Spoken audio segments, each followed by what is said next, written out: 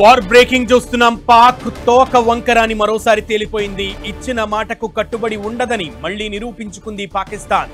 కాల్పుల విరమణ ఒప్పందానికి అంగీకరిస్తున్నామని ప్రకటించి 3 గంటలు కూడా కాలేదు. అప్పుడే మళ్లీ డ్రోన్లతో అటాక్ చేయడం మొదలుపెట్టింది. ఉదంపూర్లో శ్రీనగర్ పైకి డ్రోన్లను పంపించింది. జమ్మూ కశ్మీర్, రాజస్థాన్, పంజాబ్ రాష్ట్రాలపై వరుస డ్రోన్ దాడులకు తెగబడుతోంది. పాక్ వక్రబుద్ధి ముందే పసిగట్టిన భారత ఆర్మీ పాక్ డ్రోన్లను గాల్లోనే పేల్చివేస్తున్నాయి. వచ్చిన వాటిని వచ్చినట్లే స్మాష్ చేసేస్తున్నారు. ఒక్కటంటే ఒక్క డ్రోన్ కూడా వదలకుండా బూడిద చేసి పడేస్తున్నారు. జమ్మూ కశ్మీర్ సీఎం ఒమర్ అబ్దుల్లా కూడా మళ్లీ పేలుళ్ల శబ్దాలు వినిపిస్తున్నాయంటూ ఎక్స్ లో పోస్టు చేశారు. దీంతో సరిహద్దు ప్రాంతాల్లో మళ్లీ బ్లాక్అవుట్ సైరన్లు మోతమోగుతోంది. సరిహద్దు గ్రామాలన్నీ బ్లాక్అవుట్ పాటిస్తున్నాయి. ఉధంపూర్, శ్రీనగర్ ప్రాంతాల్లో, రాజస్థాన్లోని బార్మర్, జైసల్మీర్ ప్రాంతాలతో పాటు పంజాబ్లోని ఫిరోజ్పూర్, పఠాన్కోట్ ప్రాంతాల్లో కూడా అధికారులు పూర్తి బ్లాక్అవుట్ విధించారు. అంతేగాక నియంత్రణ రేఖ వద్ద పాక్ కాల్పులకు జరుపుతుండటంతో ఎల్ఓసి వెంబడి బ్లాక్అవుట్ ప్రకటించారు.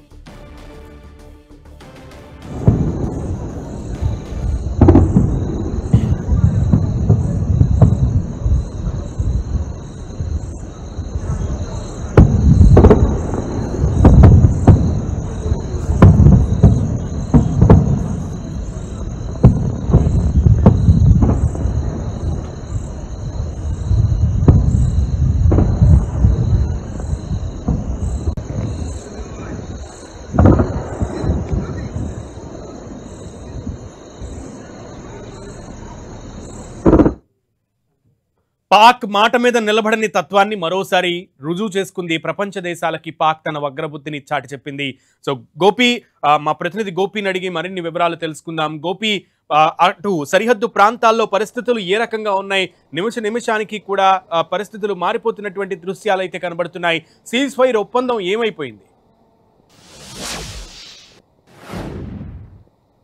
సునీల్, ఖచ్చితంగా మీరు అన్నట్టుగా కూడా గత సాయంత్రం నుంచి కూడా జమ్మూ కాశ్మీరు, అదేవిధంగా సరిహద్దులో ఉన్న రాష్ట్రాలంతా కూడా ప్రశాంతంగా ఉంటాయని కూడా భావించడం జరిగింది. అయినప్పటికీ కూడా ఒక్కసారిగా పాకిస్తాన్ మరొకసారి తన ద్వంద్వ వైఖరిని అయితే ప్రపంచానికి తెలిసే విధంగా అయితే ప్రవర్తిస్తున్న పరిస్థితి ఉంది. సాయంత్రం 7 గంటల ప్రాంతంలో ఒక్కసారిగా జనాలను టార్గెట్గా చేసుకొని ఒకసారిగా ఫైరింగ్ ఓపెన్ చేయడం జరిగింది. అయితే బీఎస్ఎఫ్ జవాన్లు దానికి ధీటుగా ఎల్ఓసి వద్ద తిరిగి కాల్పులు చేస్తున్నారు. అయితే డ్రోన్ల ద్వారా కూడా పాకిస్తాన్ విరుచుకుపడుతుండటంతో కాల్పుల ఉల్లంఘన ఇది ఖచ్చితంగా జరుగుతుంది అనేది కూడా అర్థమవడం జరిగింది. అయితే ఎందుకంటే సాధారణంగా ఈ సాయంత్రం 5 గంటలకు జరిగిన ఈ యొక్క ఒప్పందానికి సంబంధించి కొంత క్షేత్రస్థాయి వరకు వెళ్ళేసరికి ఈ సమాచారం ఉండకపోవచ్చు అని కూడా మొదట భావించినప్పటికీ కూడా డ్రోన్ల ద్వారా ఒక్కసారిగా శ్రీనగర్లోని హెడ్ క్వార్టర్ని టార్గెట్గా చేసుకొని డ్రోన్లు రావడం, వాటిని మన ఆర్మీ వాటన్నిటిని కూడా నిర్వాళించడము, వాటన్నిటిని కూడా డిస్ట్రాయ్ చేయడం జరిగింది. అయితే ప్రస్తుతం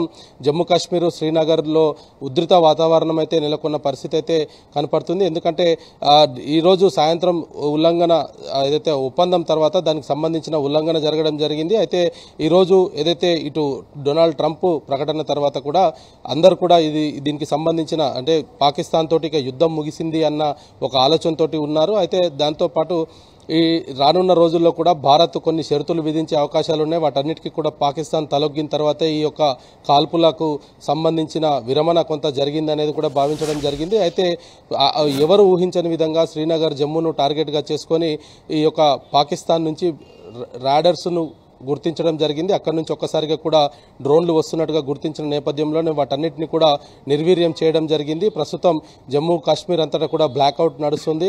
సైరన్ల మోత అయితే మోగుతున్న పరిస్థితి ఉంది. జమ్మూ కాశ్మీర్తో పాటు రాజస్థాన్, పంజాబ్, అదేవిధంగా గుజరాత్ కూడా పూర్తిగా అలర్ట్ అయిన పరిస్థితి అయితే కనపడుతుంది. గోపి, 3 గంటలు నిలవలేకపోయింది మాట మీద పాకిస్తాన్. దీంతో ఇది నిజంగా దుందుడుకు చర్యే, కవ్వింపు చర్యకి పీక్ స్టేజ్ అని చెప్పొచ్చు దీన్ని.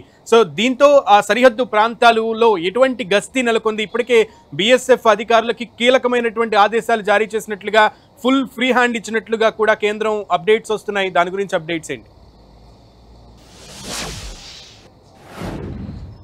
సునీల్, ఈ యొక్క కాల్పుల ఉల్లంఘనకు పాల్పడిన పాకిస్తాన్ చర్యలను ప్రస్తుతం భారత్ చాలా సున్నితంగా పరిశీలిస్తున్న పరిస్థితి ఉంది. ఇప్పటి వరకైతే భారత్ తిరిగి ప్రతిచర్యకైతే పాల్పడటం లేదు. ఎందుకంటే అంతర్జాతీయంగా కూడా కొన్ని దేశాలు దీంట్లో ఇన్వాల్వ్ అయి ఉండడంతో భారత్ అనేక రకాలుగా ఆలోచనలు చేస్తున్నది.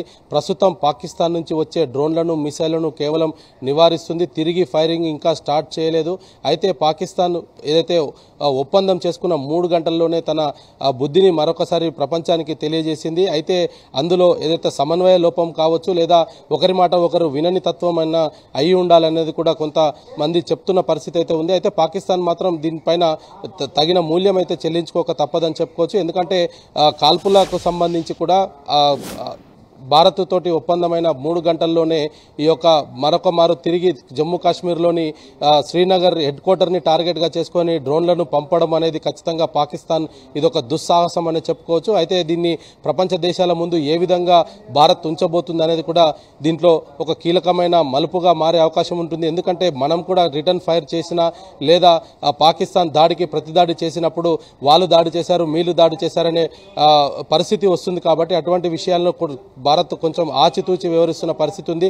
అయితే సాధారణ పౌరులు ఎవరికి కూడా ప్రాణ నష్టం జరగకుండా పూర్తిగా బీఎస్ఎఫ్కు పూర్తి స్వేచ్ఛనైతే ఇవ్వడం జరిగింది. గస్తీని పెంచమని చెప్పారు. ఇప్పటికే కొంత కాల్పుల విరమణ అనేది ఒప్పందం జరిగింది అన్న తర్వాత కొంత ఎక్కడి నుంచి అయితే మిగతా ప్రాంతాల నుంచి కూడా జమ్మూ కాశ్మీర్కి సైన్యాన్ని మోహరించాలనుకున్నారు. అటువంటి చర్యనైతే కొంత ఆపడం జరిగింది. మరి ప్రస్తుతం జమ్మూ కాశ్మీర్ అంతా కూడా ఇంకా హై అలర్ట్లోనే కొనసాగుతుంది.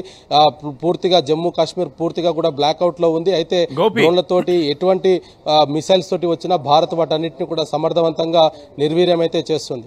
గోపి, అయితే అమెరికా అధ్యక్షుడే స్వయంగా ట్వీట్ చేసినటువంటి పరిస్థితి.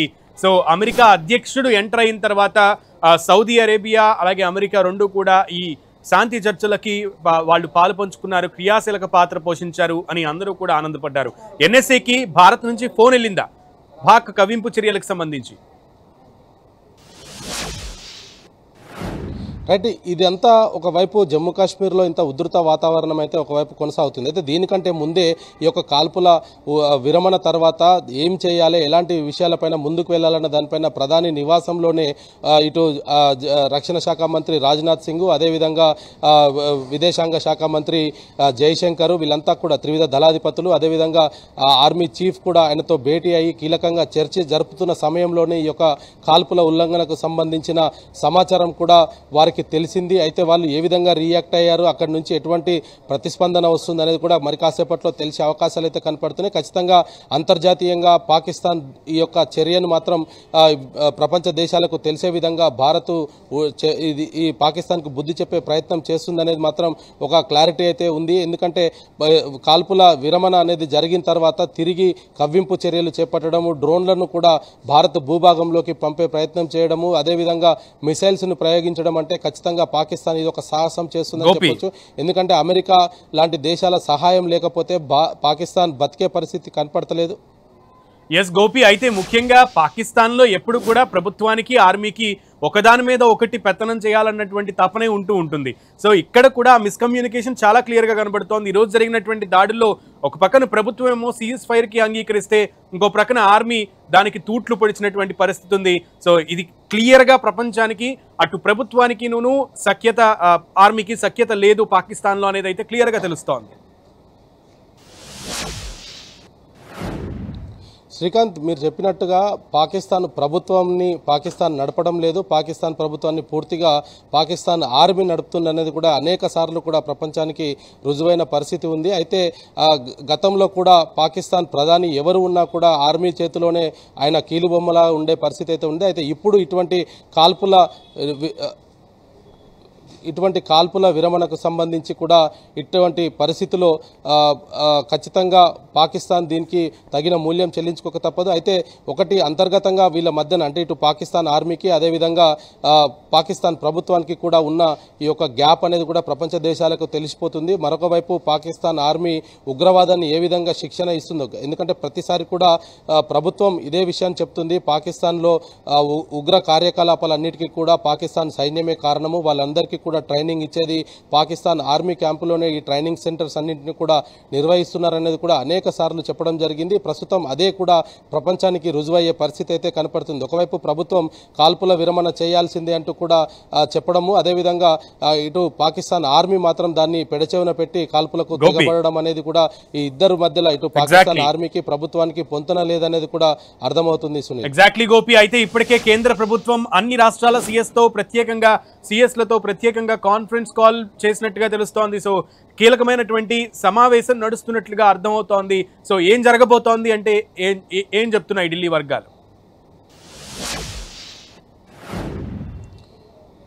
ఇది పాకిస్తాన్ ఒక సాహసమైన చర్యగానే చెప్తూ ఉన్నారు. అయితే పాకిస్తాన్ ఏదైతే ఇప్పుడున్న పరిస్థితిలో తన వద్ద సరైన ఆయుధ సామాగ్రి లేదు, అదేవిధంగా దేశం మొత్తం సంక్షోభంలో ఉన్న నేపథ్యంలో పాకిస్తాన్ ఇటువంటి చర్య చేపట్టడము, మరొక మారు కాల్పుల విరమణ ఉల్లంఘించడం అనేది కూడా నిజంగా ఇది పాకిస్తాన్కి గడ్డుకాలమని చెప్పుకోవచ్చు. ఎందుకంటే పాకిస్తాన్ ఈరోజు భారత్ ఏం చేయబోతుందో అన్న ఒక భయం గుప్పిట్లోనే ప్రపంచ దేశాల ముందుకు వెళ్ళి మోకరిల్లిన పరిస్థితి అయితే కనపడుతుంది. పాకిస్తాన్ భారత్ దాటికి మేము తట్టుకోలేము అంటూ కూడా పార్లమెంట్లో కూడా ఆయన ఆల్ పార్టీ మీటింగ్లో కూడా చెప్పిన నేపథ్యంలో ఇప్పుడు పాకిస్తాన్ నిజంగా కూడా పాకిస్తాన్ ప్రజలైతే ఖచ్చితంగా భయాందోళన బతికే పరిస్థితి అయితే ఉంది. ఎందుకంటే భారత్ ఇప్పటివరకు కూడా పాకిస్తాన్లో ఏ విధ్వంసం చేసినా కేవలం మిలిటెంట్లకు సంబంధించిన స్థావరాలు కావచ్చు, లేదా పాకిస్తాన్ ఎక్కడైతే భారత్ పైన డ్రోన్లను కానీ మిసైళ్లను కానీ ప్రయోగిస్తున్న నేపథ్యంలో అక్కడ మాత్రమే భారత్ తిరిగి ప్రతిదాడి చేసింది తప్ప ఎక్కడ కూడా సామాన్య పౌరులకు ప్రాణ నష్టం కలిగే విధంగా ఎక్కడ కూడా జనవాసాలకు మాత్రం ఎటువంటి మిసైల్స్ను కానీ డ్రోన్లను కానీ పంపడం లేదు. కానీ పాకిస్తాన్ మాత్రం సాధారణ పౌరులను లక్ష్యంగా చేసుకొని ఎప్పటికప్పుడు డ్రోన్లను పంపిస్తుంది, మిసైల్స్ను పంపిస్తుంది, ఆర్మీ హెడ్ క్వార్టర్స్ని టార్గెట్ చేస్తుంది, సాధారణ ప్రజలు ప్రతినిత్యం ప్రయాణం చేసే ఎయిర్పోర్ట్స్ను టార్గెట్ చేస్తుంది.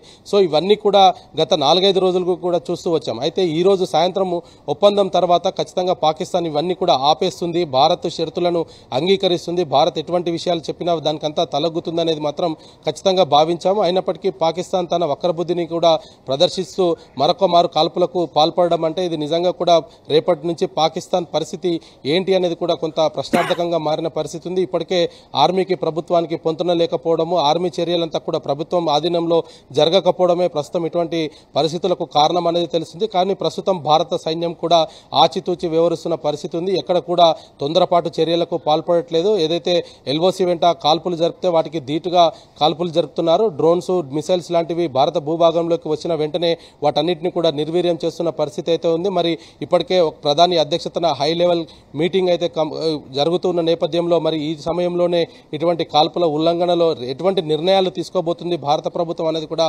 భారతదేశం మొత్తం కూడా ఎదురు చూస్తున్న పరిస్థితి అయితే చాలా స్పష్టంగా కనపడుతుంది. సునీల్, పాకిస్తాన్ సరిహద్దులో ఉన్నటువంటి రాష్ట్రాలన్నీ కూడా